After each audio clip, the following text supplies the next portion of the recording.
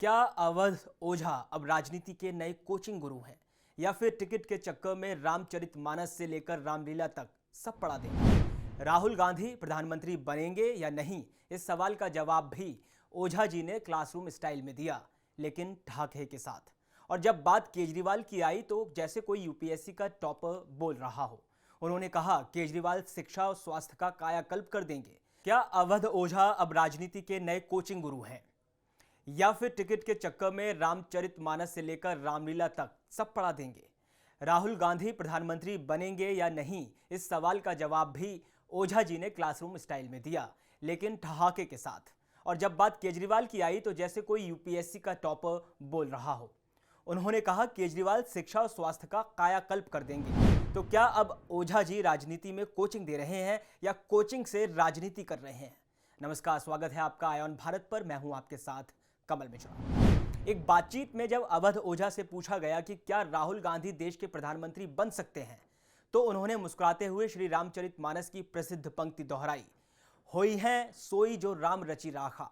इसके बाद उन्होंने ठहाका लगाते हुए जवाब को वहीं छोड़ दिया, लेकिन सवाल अधूरा रह गया, चर्चा पूरी छिड़ी। अब ट्विस्ट यहीं से शुरू होता है। जब सवाल अरविंद केजरीवाल पर आया तो अवध ओझा का लहजा एकदम बदल गया। ओझा बोले अगर केजरीवाल प्रधानमंत्री बने तो देश की शिक्षा और स्वास्थ्य व्यवस्था का कायाकल्प हो जाएगा। यह भी जोड़ दिया कि यह मेरी निजी राय है और मैं ये पार्टी में शामिल होने से पहले भी कहता था। लेकिन सोशल मीडिया की याददाश्त बहुत तेज होती है। अब उनके वही पुराने वीडियो वायरल हो रहे हैं जिसमें ओझा जी केजरीवाल को ज्ञान नहीं व्यंग्य की क्लास दे रहे थे। एक वीडियो में वह कहते हैं, हर नेता जब आता है तो खुद को गरीबों का मसीहा बताता है। आम आदमी जैसा पहनावा, बड़ा दावा, मैं भ्रष्टाचार मिटा दूंगा। लेकिन बाद में उसकी सरकार पर ही कई सवाल उठने लगते हैं, चाहे वो शराब नीति हो या नियत की नीति। दूसरे वीडियो में ओझा साफ कहते दिखते हैं, केजरीवाल ने सबको स्टेज पर खड़ा किया, अन्ना हजारे, किरण बेदी, कुमार विश्वास, लेकिन बीच में खुद खड़े होकर सारी रोशनी खींच ली। यानी तब ओझा के लफ्जों में तंज था और अब तारीफें हैं। तब कहते थे करप्शन मिटाएंगे, कहकर पार्टी बना ली और अब डिप्टी सीएम जेल में है। अब कहते हैं देश के लिए शिक्षा स्वास्थ्य का मसीहा है।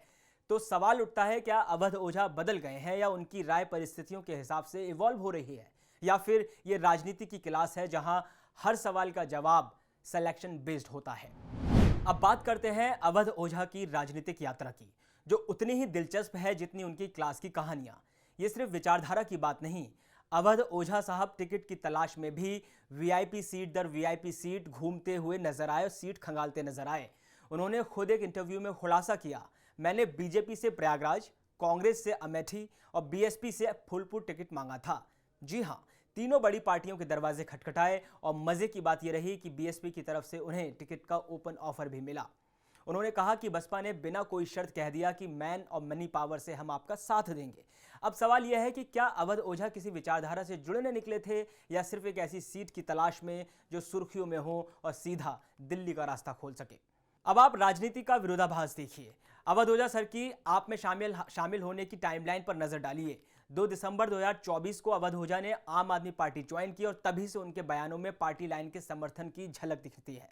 हालांकि यह बदलाव उनके पुराने राजनीतिक विचारों से काफी अलग नजर आता है। सवाल उठता है, आखिर कौन है अवध ओझा? यूपी के गोंडा जिले से आने वाले अवध ओझा सिविल सर्विसेज कोचिंग की दुनिया का जाना पहचाना नाम है। इंटरव्यूज में वो खुद बताते हैं कि उनके पिता पोस्ट मास्टर थे, माँ वकील थीं और उनका सपना था यूपीएससी क्लियर करने का। हालांकि वो अफसर नहीं बन पाए, लेकिन अफसर बनाने वाले गुरु जरूर बन गए। Chanakya IAS, Vajirao and Ravi Rao IAS जैसे टॉप इंस्टीट्यूशंस में उन्होंने पढ़ाया और फिर अपने देसी अंदाज और वायरल डायलॉग राजा आदमी बनो से सोशल मीडिया पर छा गए। लेकिन हर कहानी सिर्फ सफलता की नहीं होती।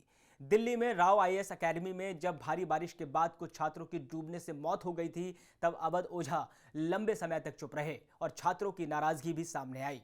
यानी जहां एक और वो हजारों युवाओं के गुरु रहे, वहीं कुछ मौकों पर उनके नेता बनने की चाह ने उनकी विश्वसनीयता पर सवाल भी खड़े किए। राहुल गांधी पर ठहाका, केजरीवाल पर कायाकल्प की उम्मीद और खुद के लिए प्रयागराज से अमेठी होते हुए फूलपुर तक टिकट की तलाश। अवध ओझा अब क्लासरूम की कुर्सी छोड़ सियासत की कुर्सी की ओर बढ़ चले हैं। जहां कभी छात्रों से कहते थे राजा आदमी बनो, अब खुद राजा बनने का सपना देख रहे हैं। अब देखना यह होगा कि 2028 में वो वोट मांगते नजर आएंगे या फिर यूट्यूब पर वायरल क्लिप में राजनीति में उतरेंगे या किसी सीट पर बैठकर लोक और सभा पर भाषण देंगे। जनता तय करेगी अवध ओझा लीडर बनेंगे या फिर बस एक पॉलिटिकल मोटिवेशनल स्पीकर। नमस्कार।